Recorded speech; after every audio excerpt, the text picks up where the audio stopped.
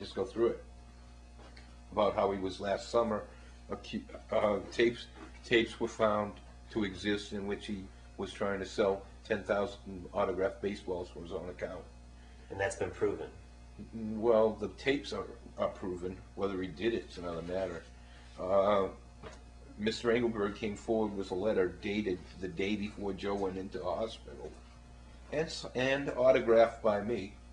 I mean, and witnessed by me. In which Joe said that it was okay with him if Morris wanted to sell baseballs for his own account. To be totally candid with you, in looking at that letter, it is definitely my signature, and I have no reason to believe that it got there other than my signing it. I will say, however, that I do not remember signing it. So it's possible it was thrown in with a bunch of other documents? I'd like to see the original. Who says it wasn't cut and pasted? Well, that's true, too. I'm not going to say that to them. You don't want that on record? No. It'll be... the implication would be there without any accusation whatsoever. Did your tooth bother you? I have. It's probably because I didn't start the damn tape recorder. I'm trying to see if I can find a girl who gave me the... because I can't find the pieces here. Who was... Well, let's start at the top of this speech again. Just maybe do the first part of it. Ladies and gentlemen. What can I look for this? Oh, okay, sure. I can't... I'm not Julius Caesar. Is really not... is not right. Because that makes Joe look ignorant. Is this stuff on record? No. If I say I don't want no disclaimers, that makes Joe look ignorant. Better I should say I don't want any disclaimers. Oh, I see what you're saying. Yeah, literally. I mean, otherwise he comes off looking ignorant. Yeah. Grammatically. Yeah, that's the reason you want to have all this on a piece of paper. So you have the grammatical part of it. Well, all right. I was having this come out of Morris's mouth, and I didn't mind making him look ignorant. But really, it'd be ascribed to Joe, so... Don't quote him. Yeah, that's not right. All right, let's start with the first opening. Okay, I've just introduced you. Okay. Ready? Yep. Good morning, ladies and gentlemen. As you may know or may not know, I've just filed a lawsuit in the Broward County Court. This lawsuit is a bit unusual, however, because it is against Morris Engelberg, who happens to be the attorney for the estate of Joe Dimaggio. Now, Joe Dimaggio's estate and matters do not play a critical role in my suit, but they are somewhat related. In 1999, late 1999, early 2000, I purchased from Morris Engelberg the tax preparation practice that we had as part of our firm. Since that time, out of vengeance, Mr. Engelberg has taken nearly all of the clients back, and has had my income has been slashed as a result. I say he's done this out of vengeance. It's Mr. Engelberg's opinion that I've violated the attorney-client privilege with respect to him. Now, y'all know what a serious offense it would be for me to violate the attorney-client privilege. And if I haven't done that, what a slanderous statement that would be to me. Let me tell you why Mr. Engelberg thinks that I've violated the attorney-client privilege. And before I do, let me tell you that the law in these types of matters is quite clear, and is that the beneficiaries of the estate, and not the attorney for the estate, are the clients of the law firm representing the estate. So Mr. Engelberg is wrong from the beginning to say that I've violated an attorney-client privilege with him. Having said that, let's talk about what Mr. Engelberg believes that I did that resulted in my violating the client privilege. Mr. Engelberg, I have to stop there because Take a break. Now you're just starting the meat here. The meat, right? The attorney-client privilege is between who and who? between the beneficiaries of the estate and the attorney, obviously. And you are neither, right? Well, I'm an attorney. I'm the attorney. What's your point? I was retained as the attorney for the estate. My point is that I haven't violated any attorney-client privilege with respect to Mr. Engelberg.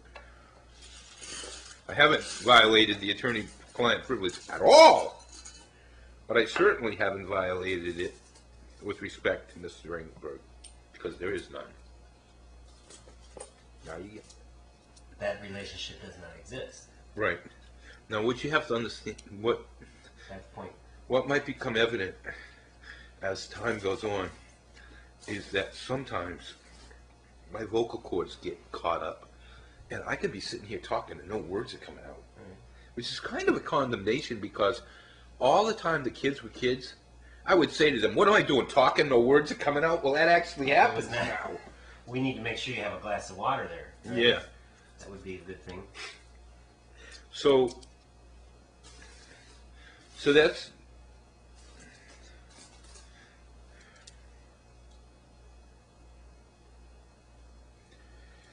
sort of like an introduction, right? Right. That's your yeah. So far. Go ahead. Before I begin, I need to explain a concept to you that you may or may not know, but I'm going to assume that you don't.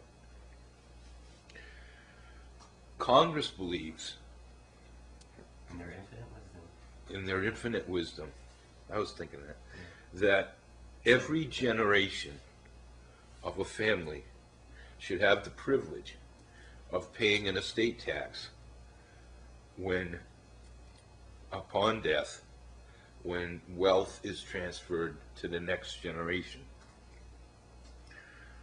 Now, it doesn't take much cleverness to note that if a grandfather made all of his wealth, gave all of his wealth to his grandchildren, then he could bypass his children and they wouldn't be required to pay an estate tax.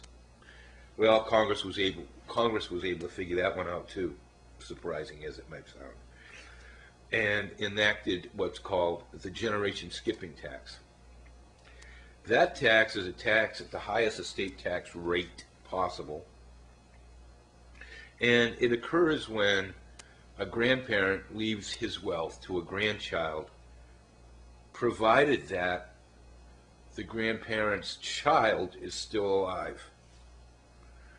Now, when Joe Dimaggio died, his son, I like to call him Little Joe, we used to hang out sometimes, and he came to live here for a few months, and I was assigned to take him here and there, and he was a pretty intelligent guy. I don't know how many of y'all know that, but he was a pretty intelligent guy.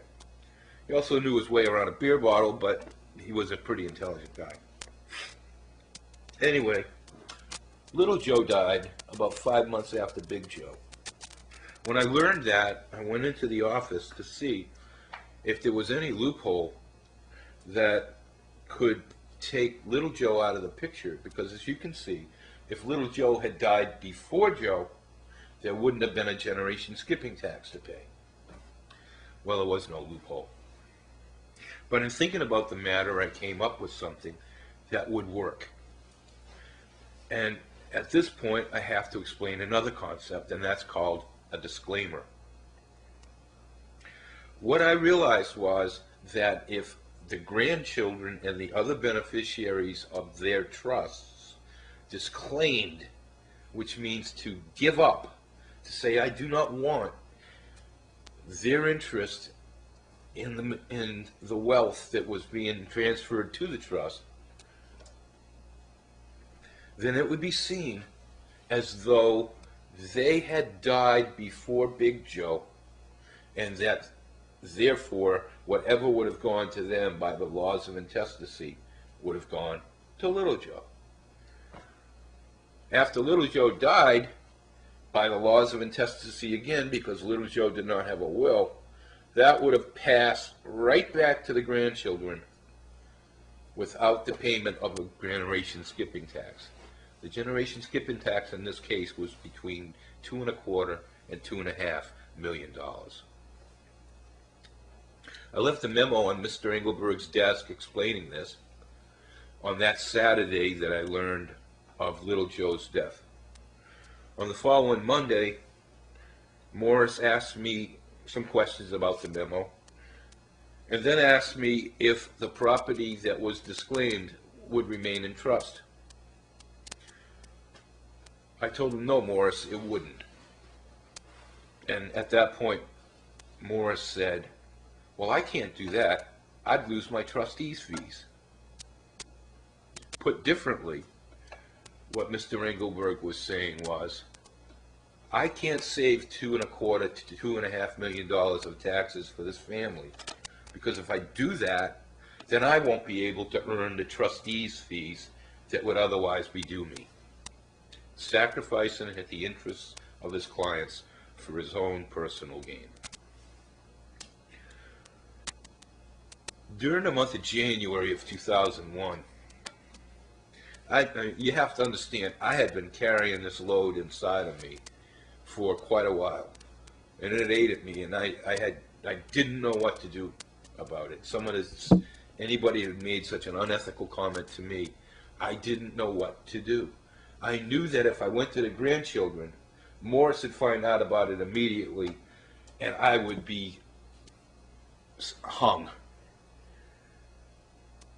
And I tried to keep it within me and not to say anything, but I just could not do that. So I went to see an attorney to see what I should do.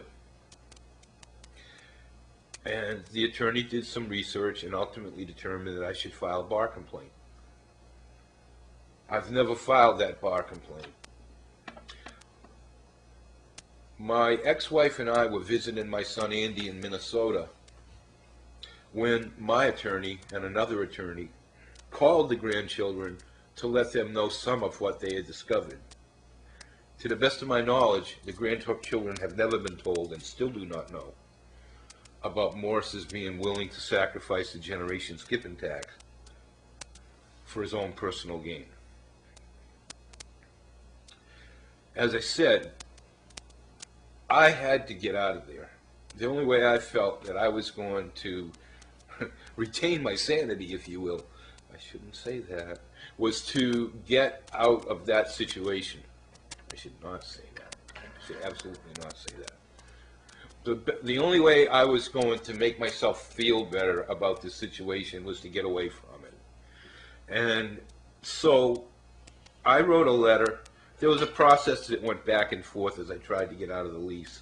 So staying in his building had been part of the deal that had been imposed upon me when I had purchased the tax practice. And I wrote a letter to his partner, Jerry Cantor, about the middle of February. And in the letter I said that I felt that my personal health was suffering. Remember, I'd been sick the whole month of January. That my personal health was suffering because I was carrying the knowledge of what Morris had said to me around inside me. The next day, Morris came into my office. It was the first time that Mr. Engelberg had spoken to me civilly in probably 6 months or more. But on this occasion, he was very civil. He started by denying that he had ever said what I say that he said. In other words, by denying that he had said that he would not do the disclaimer, because if he did, he'd lose some of the money that would otherwise come to him. And he gave me certain reasons for why he had disclaimed, why he would not be willing to disclaim the interest. The first of these reasons was that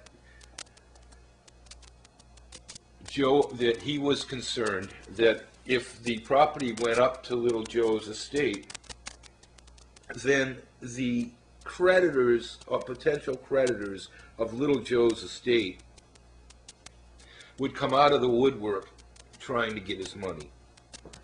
Well, ladies and gentlemen, this is ridiculous to begin with, but regardless, if little Joe's estate had been handled properly, there would have been a period of time following the closure of that estate in which the disclaimer could still be made.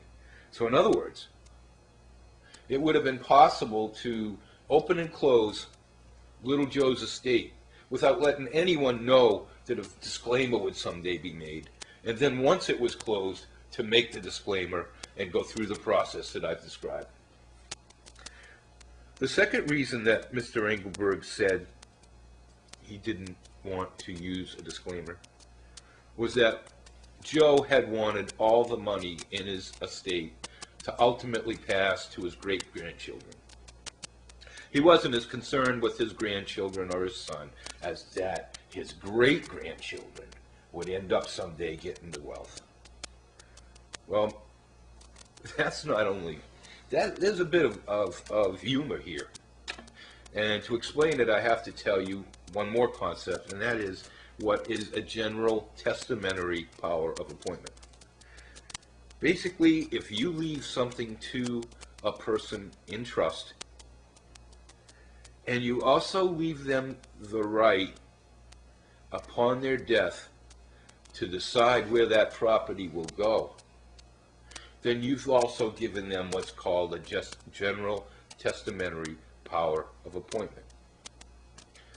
Well, by some case of sloppy draftsmanship or who knows what, there are general testamentary powers of appointment in each of Kathy and Paula's trusts. What this means, ladies and gentlemen, is that there is no assurance whatsoever that the money in those trusts will ever pass to Joe's great-grandchildren. So, given that, that reason can't be a reason for not doing the disclaimer. Just like it can't be a reason for not doing the disclaimer that creditors would have come out of the woodwork after little Joe's money, because as I've shown you before, that could have been accomplished as well. The third reason that Mr. Engelberg expressed was that he had discussed disclaimers with Mr. Dimaggio, and Joe had said, "I don't want any disclaimers." Well, ladies and gentlemen, there's also a bit of humor to that statement. Disclaimers don't arise until after someone has died, and typically aren't discussed until after someone has died. It's called post-mortem tax planning. But even if they were discussed with Joe prior to his death, it is common knowledge that Joe hated paying more tax than he would have to otherwise pay. And if it were explained to Mr. Dimaggio that by making disclaimers and wouldn't end up with the money going to little Joe's creditors, wouldn't the trusts were screwed up to begin with, so there was no assurance it would go to his great-grandchildren, would save $2.25 to $2.5 million by making the disclaimers. Does anybody out there doubt that Mr. Dimaggio would have wanted those disclaimers to be made? That kind of wraps up the issue regarding the generation skipping tax, and the fact that Morris Engelberg was willing to let the estate pay that tax so that he wouldn't lose trustees' fees. There's another issue here, though. That issue involves the question of privacy. Now, as you know, all of Joe's affairs are well known to the populace because he died with a will, and anyone can look at that will by going to the probate court. There are a lot of lawyers who I consider salesmen who do nothing more than sell living trusts. They virtually crank those living trusts out of a machine, and they're not tailored for anybody or anything. These people are just salesmen. One of the selling points that they use, though, in selling the living trust is that it will keep your affairs private. When you die, nobody's going to be able to look inside the living trust. Well, for 99.99% of us, that doesn't matter at all. Do you think I care? Rick Leone cares if anybody wants to go to the courthouse and look inside my will? Do you think anybody would? But I have never known in my lifetime anyone who valued his privacy as much as Joe Dimaggio. So the question is, why didn't Joe Dimaggio have a living trust? Well, one reason why he might not have had a living trust is that the fees that are payable to an attorney for probating an estate that only has a will are greater than the fees that that attorney might earn for administering a trust. So with everything else that we know, or think we know, about Mr. Engelberg, isn't it possible that he didn't tell Mr. Dimaggio about the possibility of using a living trust so that he could once again fatten his pockets by making a greater fee upon death than he would have otherwise made? And if that's not the reason, ladies and gentlemen, then at the very least, it seems to me to be malpractice not to let him have a living trust. Well, let's summarize, and you draw your own conclusions.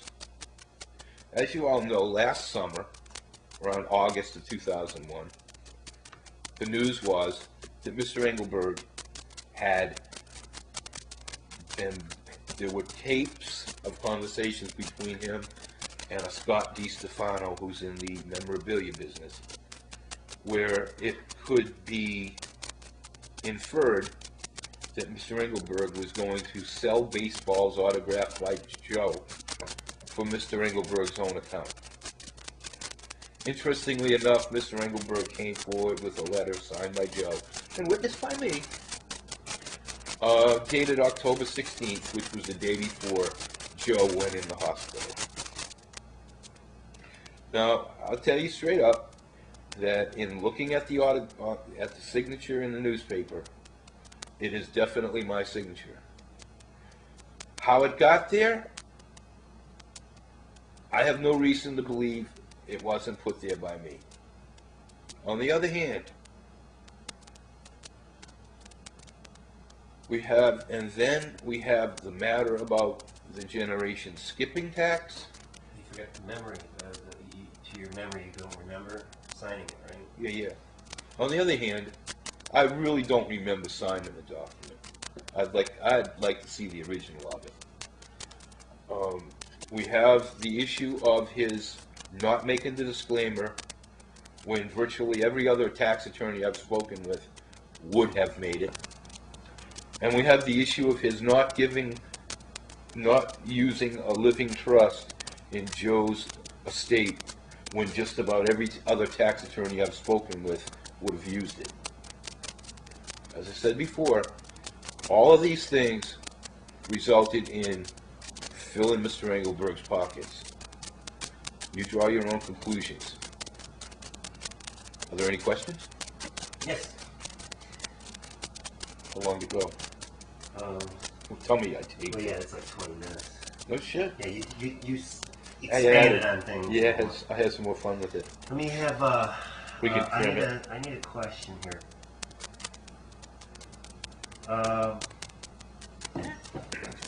Why are you attacking the salesman attorneys, and yet you're kind of reversing your position? What do you mean? You're saying, first of all, they're bad for going out and trying to sell this privacy. Why are we making that attack at that point? Because 99.99% of us Don't don't need it, privacy. but Joe is that 0.01% who did. So you want to attack them like that at that point? That's what I'm wondering. You know? You mean leave them alone? Well, I'm just saying, just bring out the fact that privacy, or does that help exclamate the point? Saying that these lawyers are doing a bad thing. That's my point. Okay. And that in just okay. Now that Joe would be one of the guys that they should be selling this to. Yeah. And they didn't get it. He didn't get it, right? Morris didn't do it, right? Do you see what I'm saying? It kind of makes Morris look like he did a good thing in a way, but then we're saying these guys are bad. You know, it's confusing to me almost. Okay, we'll change that then. That's what I'm saying. We gotta determine whether or not we should be taking a shot at the I don't lawyers. have to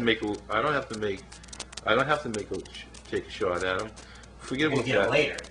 I can just say one of the points that's made, and to be totally candid with you, is usually irrelevant, is that the use of a living trust For privacy. for privacy That's the key to is a important. trust, right? Is important. Right.